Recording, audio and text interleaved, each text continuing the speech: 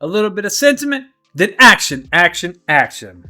Let's get started. Hello and welcome back to the couch. We saved you a seat. My name is Luke, and today we're checking out Chapter 6 of Exit Strategy. Yep, this is the fourth book in the Murderbot Diaries series. If you have been following along, thank you.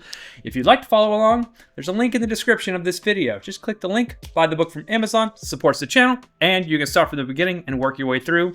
Also, if you want to support the channel, you can join the membership. It's $2. Give me a cup of coffee or something. Be nice to help support, and we can make the channel grow. So let's just get started. So the action in this was awesome.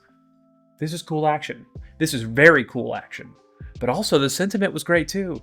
That moment of them holding hands and why do you watch this show and how does it make you feel? And man, I really felt it. But let's get started. So the sentiment.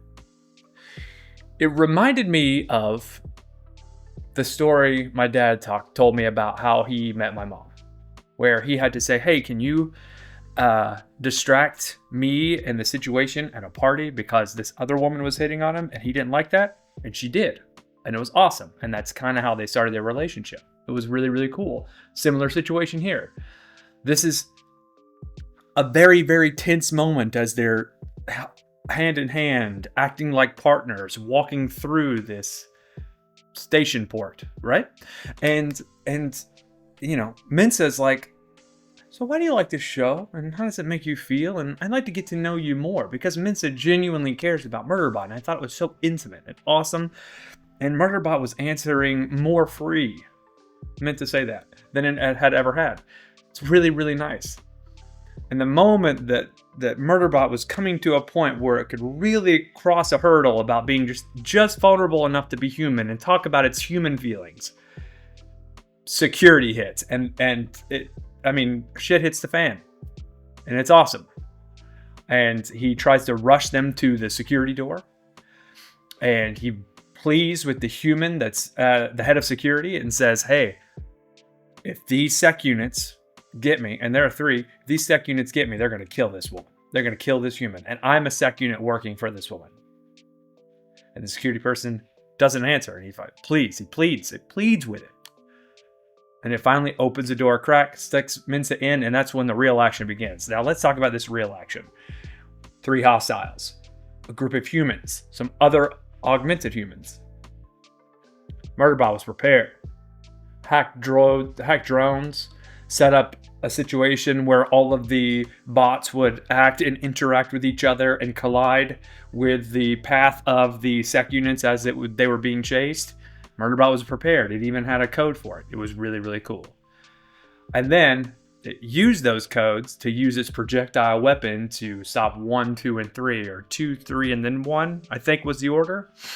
And initially we thought, oh, sec unit, sec unit, sec unit, right?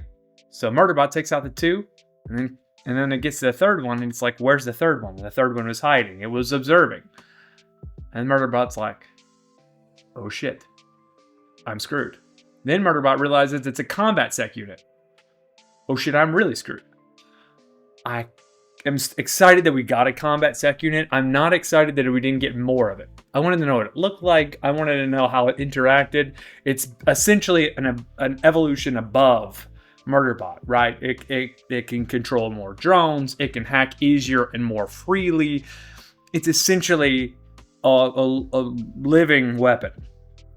It's more of a sec unit or murdering machine than Murderbot. And I love that Murderbot pleads with it.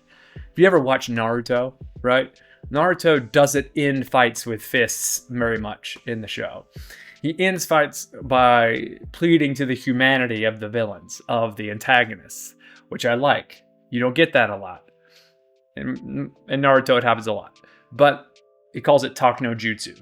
And my brothers talk about it, and I talk about it a lot, like, oh, he used Talk no Jutsu to win the fight. They do it in Marvel sometimes when they have a communication with the villain, and it's like, you're really not that bad, and I empathize with you, and you should empathize with me, and together we could come together. I mean, at the end of Black Panther, they do this, they had this whole story, and Chadwick Boseman, rest in peace, goes through the entire situation, and at the very end, Chadwick Boseman learns from the villain and just does what the villain does, but better or different.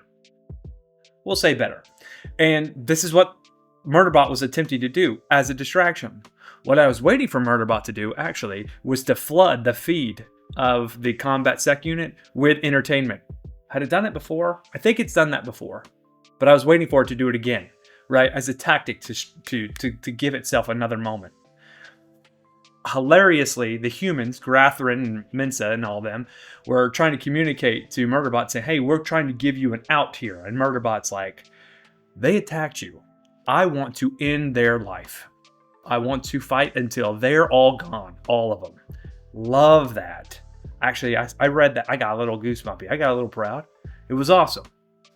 So, but we're waiting now. We're now to the shuttle. The last 2 chapters were getting Mensa through the first of a checkpoint in the video game, in the pod, in the transport, and then from that to the shuttle.